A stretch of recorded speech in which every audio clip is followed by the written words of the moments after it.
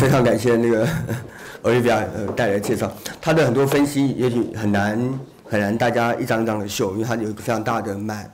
不过我觉得这个有点有趣，因为我们在考证当代网络社会的剥削的时候，我们需要用非常复杂的方法才能够取证。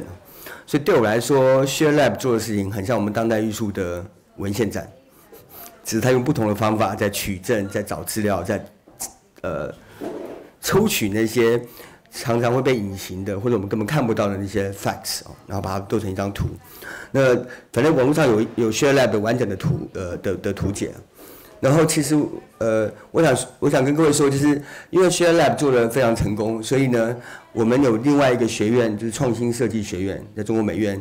然后我们年轻的教师刘一红就把 Share Lab 做的那个图解，让他们学生去做学习，所以他们做出，待会也许刘一红老师会讲，他们做出了什么魔兽世界，不是魔兽世界，王者荣耀的分解图，就是说，就用这种图解，我们突然有点 mapping， 就是我们在对网络社会做一个做一个 mapping， 然后以至于我们好像一下子可以感受到很多新的东西。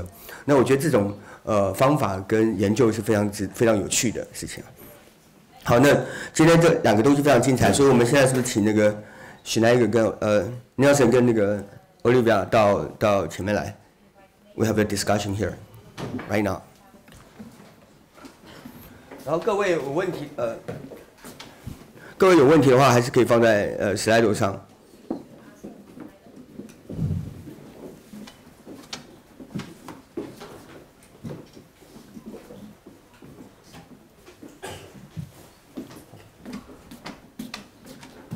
看起来是两个完全不一样的许证，但是对我来说其实都很重要。就是一个是我们面对平台资本主义的突破口，另外一个是从非常实际的状况里头，我们要求生存，就我们除了突破批评它以外，我还要活着，对吧？所以这两个取向对我来说是非常重要的力量。有没有人愿意先在现场发问 ？OK， 来口。Hi, thanks both to Nathan and Olivia. I really enjoyed both presentations. My question is more to Olivia, but maybe Nathan will have something to contribute as well. I just want to ask, a little bit about, after compiling this amazing, map which, condenses and visualizes and puts together all this information, I'm just wondering what the next step might be. One of the things I've been to a lot of digital conferences and I've seen about 1 million data visualizations of different kinds. And this was much better and much design and everything was brilliant and was very clear.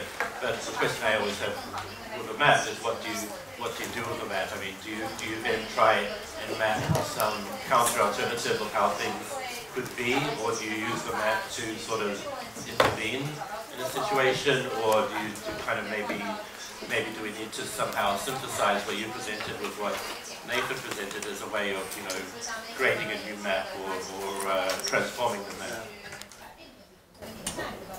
Well, okay, those maps are not the ultimate truth.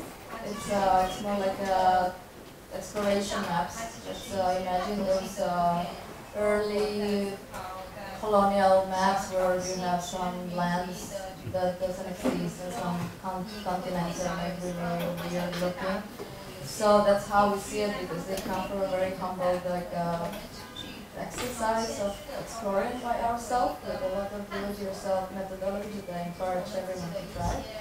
And about the ultimate solution to the problems, I don't have them. Like we at Share Foundation in Belgrade, we have a very precise, probably aim. It's like probably to be influential in our own government and how to implement some regulations and to do it the right way. These maps actually help to explain complex process where often too abstract to understand. And we should forget that the cloud is white and fluffy, so it's a computer. So. Yeah. OK 还有没有任何人有要问的问题 slide 上面，我们 slide 上一开始变成弹幕，然后现在变成是网址的解释，有点问题就越来越少。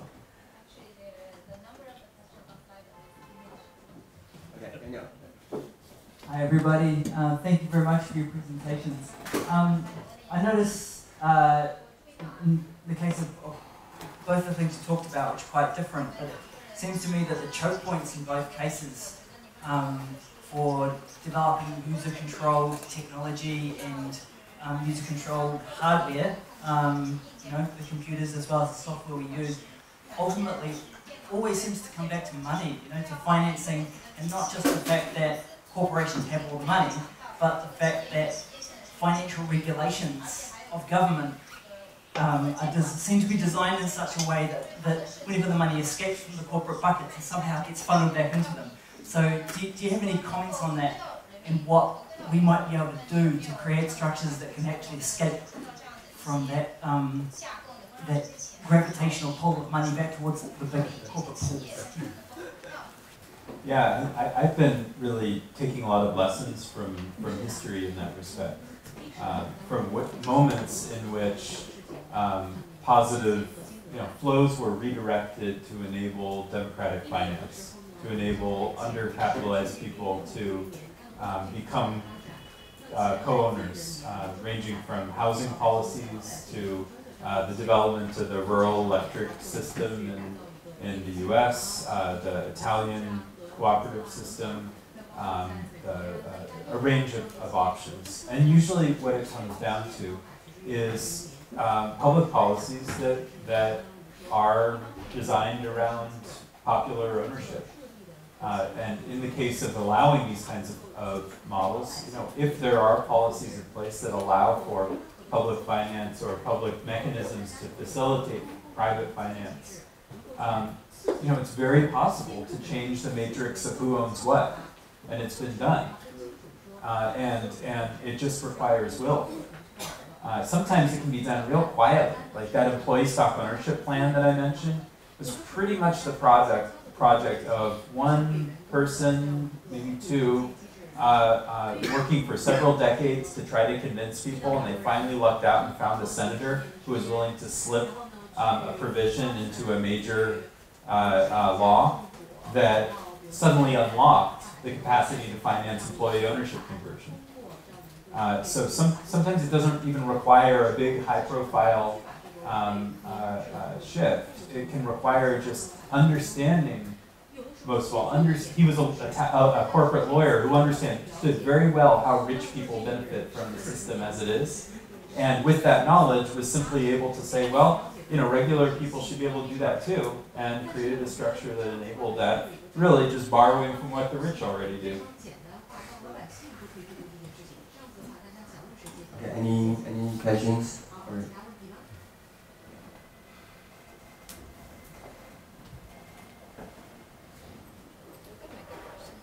I can make questions. Yeah, bring on the hard ones. I hear you've been censoring the hard ones. Any good insults on there? No. I give the opportunities. Oh, okay. Question. So about this co-owning structure, how do you think, how far can the design of this co-owning structure get? And do you think it will be possible to ever launch a model for a nation state that could be co-owned by all the citizens?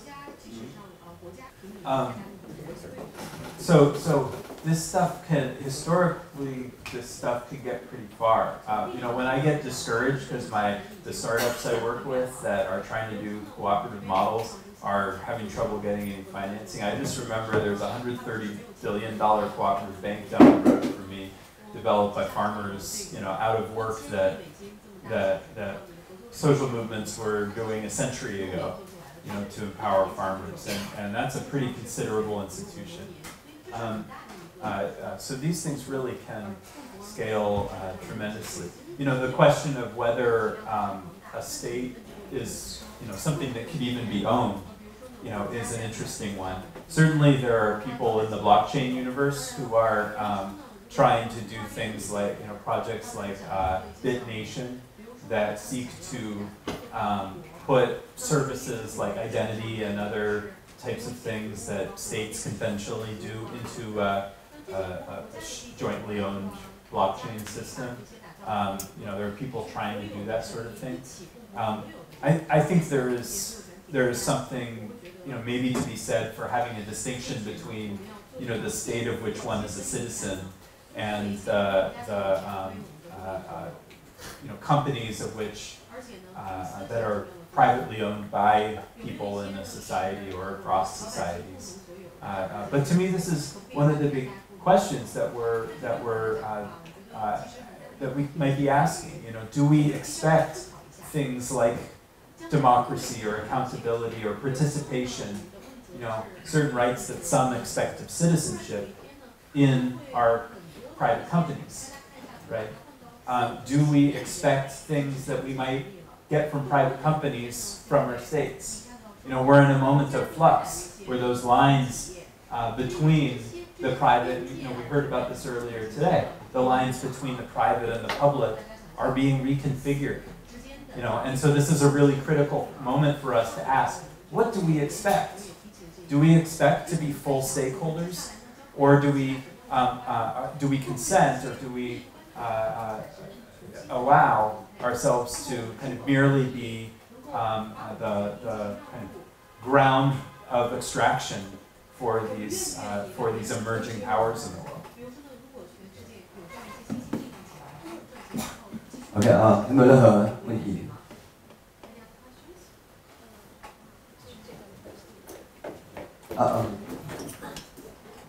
I have a question to Olivia. Hi, I appreciate your huge work to join those graphs. But my question is that have you thought about what you will do if you finish drawing this diagram? For example, to cooperate with other institutions, maybe to interview into some aspects and to design some rules or framework to do some changes. Well, we are a bunch of artists, so yeah. I think I cannot take the credit for all of this work. Like actually, Ladan Yoler, he couldn't be here, so I'm this whatever second version that you get. But it's. From the last couple of years, this, or maybe even more, this work is like going around, like just in conference, also like in the European Union or in different, not so this type of environment when we all know what the playing theory and whatever is going on. So I think there is some real impact on these kind of things. And it's written in a very simple English. It's not meant to be scientific, or it's not meant to be like complex. It's meant to be understandable. And if you want to do something with it, there's a lot. I forgot to show the links of this. The Anatomy of AI is actually translated in Chinese, so I can share it. Okay, I'll give you later the links. Actually, I just want to know one simple question. Where it comes from, the fund of the Share Lab? The funds, yeah. Well, Share Lab had never been officially funded. It's really, it's good that it's that way. Yeah. We have the foundation. Some of those research were part of some of the projects, so it kind of turned into this bigger with time. But there's no like big money in search. Like Google will never invest anything there or whatever. So it's mostly I don't know, European money, but it goes to the foundation, so it's not like Share Lab, it's really independent. It's not like an official legal thing. Yeah, but yeah, we did a book. Yeah, we got the money from how it's called, this thing, These networks help calculate. Okay. Yeah, but it was mostly for publishing this work and kind of adapted in the editorial form, so that was like good. Okay.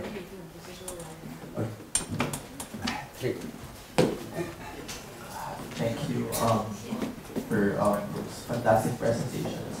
I have a question for each of you. My question for Olivia is that doing this kind of work, streaming data, was this activity completely legal, or were you also testing like legal boundaries about accessing this kind of data?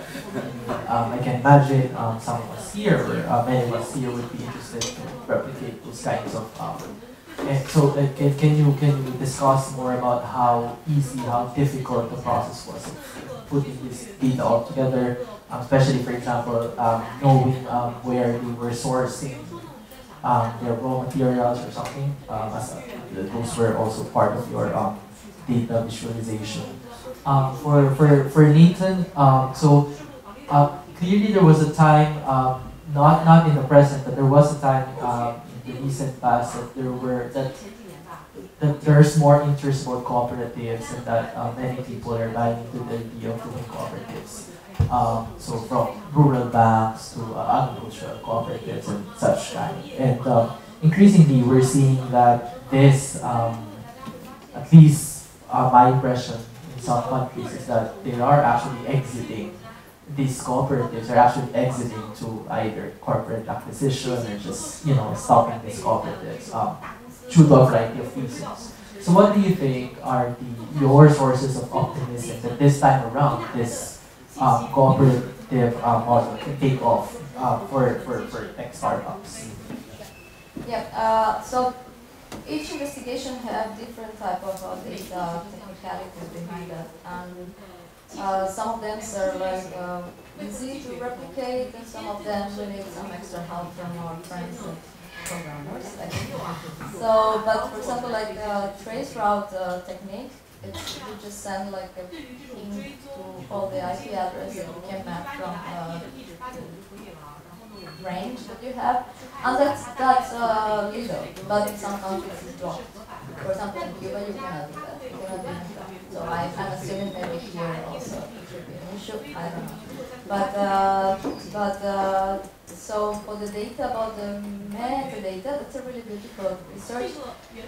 But we, it was like Excel and like really, it was really like do-it-yourself thing, because most of the methodology behind that is like you should be able to do it by yourself. So you understand, like if you can do it, imagine that they can do it. Yeah. So yeah, but it depends. For the scraping of the LinkedIn accounts, like they give you, I think you can just do like 100 accounts per hour, and then they block you, and then you need to open another account or something like that. But you go for it, and you do a lot of manual work, and like tag things by hand and stuff. It takes time. Like this Facebook, it was like 1 year or something like that. And also the artificial Alexa one, because it's slow process and it's not funded. It's nobody's day job, and it goes like that. So you have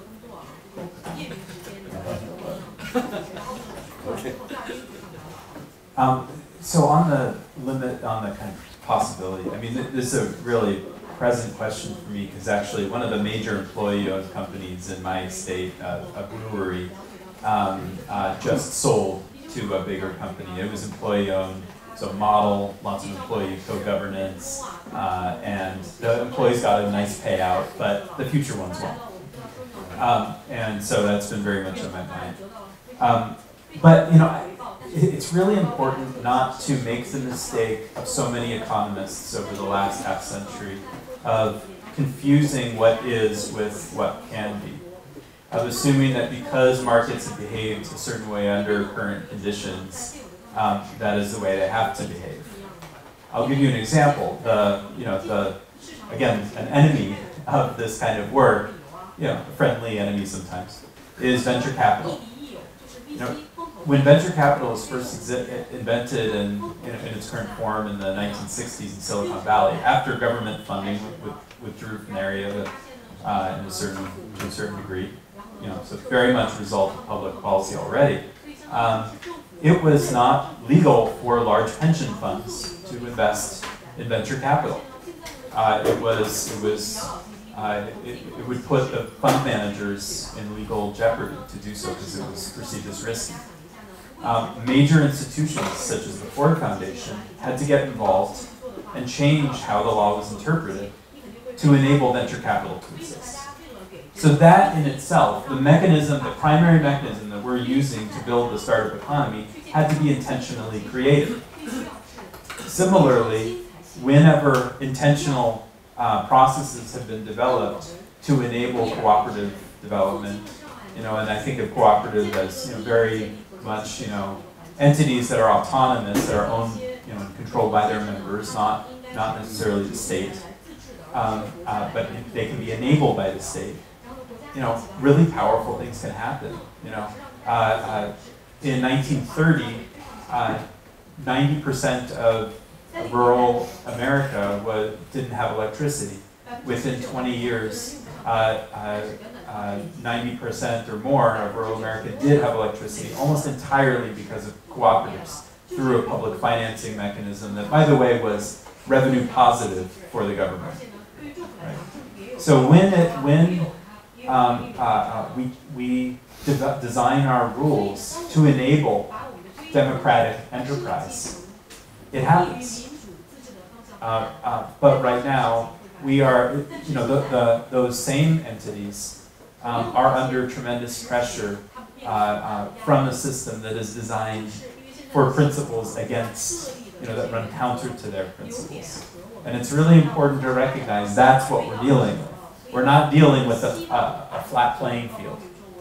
We're dealing with one that is very much slanted toward a certain story of how business happens that is antithetical to a story and a set of mechanisms that would enable more democratic business.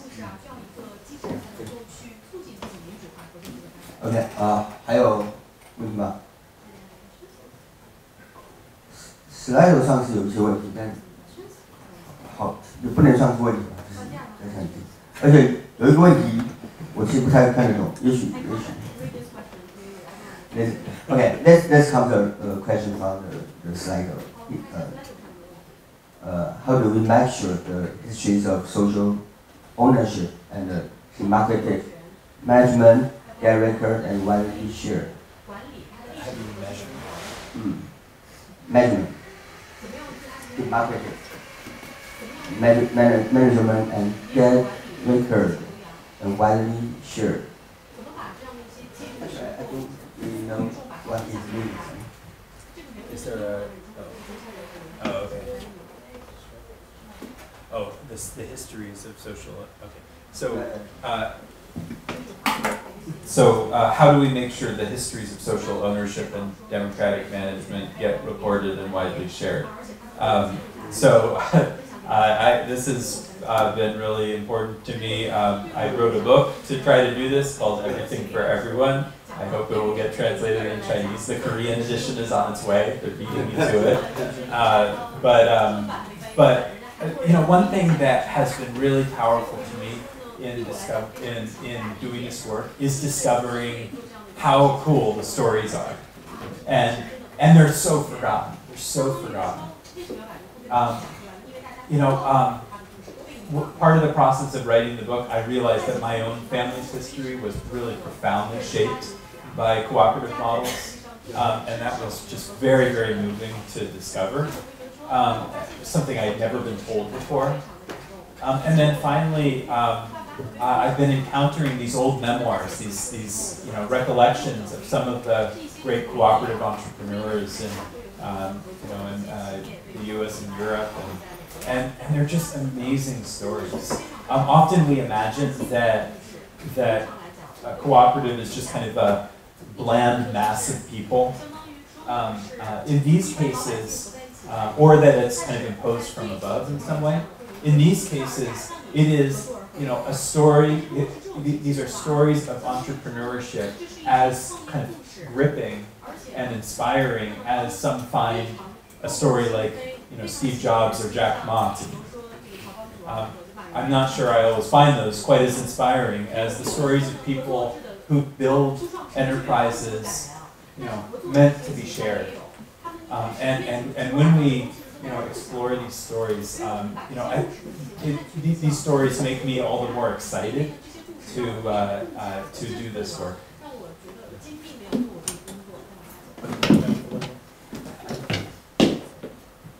This is for Nathan. I wondered if you wanted to expand a bit on. You had one slide where you had you know, a newspaper report about Elizabeth Warren, and we've also been discussing on the last days things like the Jeremy Corbyn idea about so-called broadband communism, about making superfast broadband available to everybody for free rather than being private companies, and of course there's also the, you know, I'm not quite sure exactly what the impact is of the so-called Edward Yang of the Yang gang, but bringing in certain things that have become like peer-to-peer conversations, like you know, the kind of social wage kind of idea and these sorts of ideas. How important or potentially important is that these ideas sort of migrating into mainstream politics in terms of actually facilitating the kind of moves that you want to see happen, or can they just happen anyway because the marketplace and under capitalism, and they don't really need this kind of more conventional politics, or can this kind of mainstream politics potentially create a situation that's perhaps more, you know, favourable to these kinds of initiatives? Yeah, no, I mean, this is the interest of policymakers is one of the most exciting things about this moment right now, where several of our presidential candidates, several political leaders in Europe are really taking hold of this idea, partly because they're really looking for a new option for how to deal with the online economy. I was on a panel with Yang a few months ago. Andrew Yang, one of the kind of long shot presidential candidates, he assured me over and over, every time I tried to argue with him, that that once everybody has universal basic income, they can use it to form cooperatives and everything will be awesome. Which I hope might be true. But there are a number of people. For instance, one of the less attention-getting candidates, Amy Klobuchar, has been making some really interesting proposals around cooperative development in rural areas. Another who just dropped out, Kirsten Gillibrand, actually led the passage of the most important employee ownership bill in the last 20 years. And that case is really interesting, because right now a lot of the excitement's coming from the left. But that bill passed with straight down the line conservative liberal support. And actually in the US, cooperatives, particularly because rural areas tend to be more conservative and they are full of cooperatives, cooperatives find support across the spectrum. So I don't think Donald Trump knew that he was signing the most important law for employee ownership in the last 20 years. It was slipped into the defense appropriation bill. And I kind of like it that way.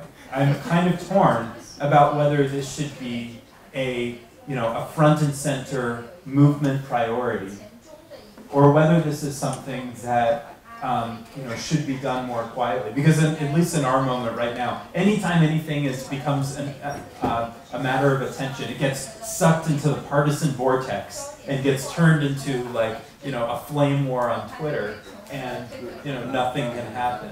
The kind of interesting thing about this work right now is we've got really motivated activists, but it's not something that has become one of those lightning rods, and because of that, we've been able to achieve some really interesting political gains in the recent years. So, but it's essential to have policy support. There's some forms of cooperative business that have been able to scale rapidly without strong policy support, particularly purchasing cooperatives, but most depend, anything that depends on external financing and external kind of regulatory frameworks is going to require policy support. So the strategy for building appropriate policies is essential. Okay. One friend want to ask Nelson, what do you think about like Kickstarter or Indiegogo, this kind of platform? Yeah, it's a great question. You know, cooperatives were the original crowdfunding, right? Before those platforms, you know, like REI, the company that makes my backpack, you know, was founded because a group of mountain climbers wanted to buy an ice axe from Germany, and they couldn't just buy one at a time because it was 100 years ago and that would have taken too long, right? And so they needed to get people together and crowdfund a box of those ice axes, right? And so they formed a cooperative to do that. But there are some things that, you know, these crowdfunding platforms are really powerful, they can go viral, blah, blah, blah, but they don't include that shared ownership and shared accountability that cooperative crowdfunding offers. So one of the big challenges right now is to update the cooperative model so that it can really take advantage of these kinds of platforms to demonstrate that accountability is cooler than not having accountability, right? And so there are a bunch of efforts around to do that sort of thing, and you know, again and again, I think we have, and often they run into regulatory barriers. The problem is it's easier from a legal perspective not to have that accountability than, you know, to do the Kickstarter model. But even, you know, Kickstarter, for instance, they had people at our first platform co-op conference. You know, these companies, you know, want to be part of this conversation. They want to take advantage of these opportunities. And, you know, part of the challenge is actually just to make it easier for them to do what's right. Any questions?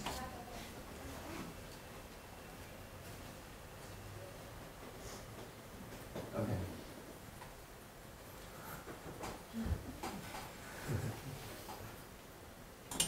Okay. Okay. Let's come. Oliver, one friend wants to know. You study a lot of internet company, right? So it's kind of have a checking method. What do you think is a checking method to mine the user data? If that's correct or not, like. Don't care about the legal problem. Yeah. I see. Well, I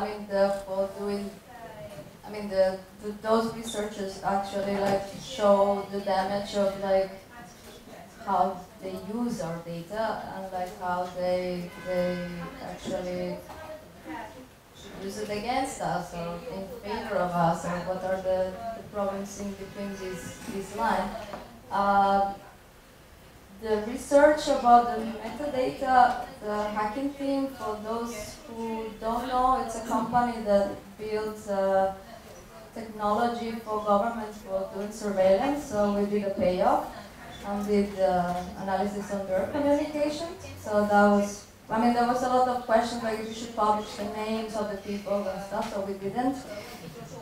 But yeah, I mean, all those ethical questions you're asking it all the time. But sometimes, I mean, you do the measures like, you know, like not show names or something that can like put a profile on whatever we are like explaining. But we are not showing anything wrong. It's like everything is like publicly available. It's just the power of it is like when you collect it and like make a sum of the information.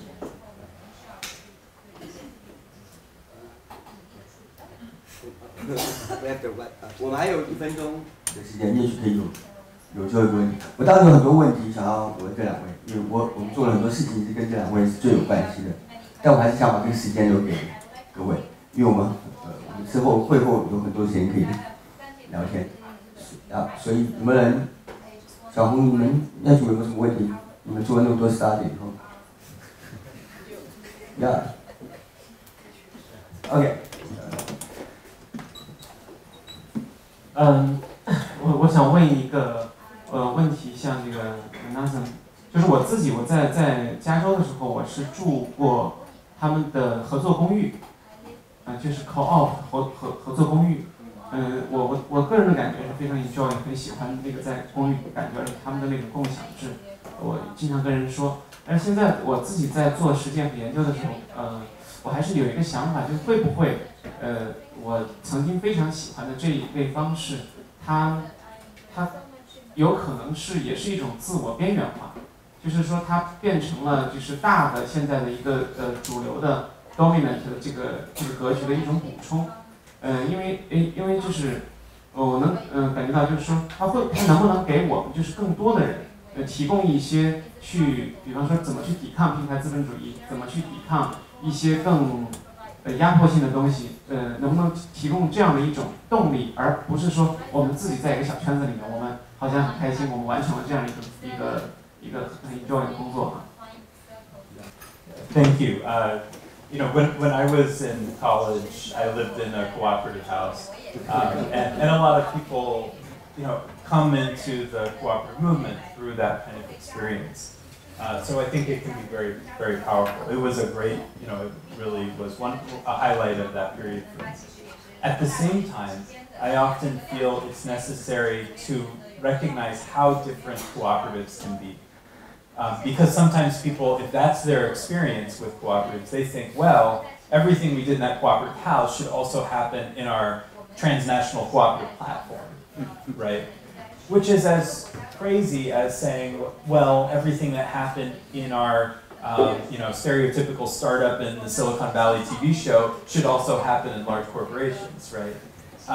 And sometimes that brings cooperative leaders down because they think, you know, in that cooperative house, we met every week for like a 2-hour excruciating meeting and made decisions by consensus, right?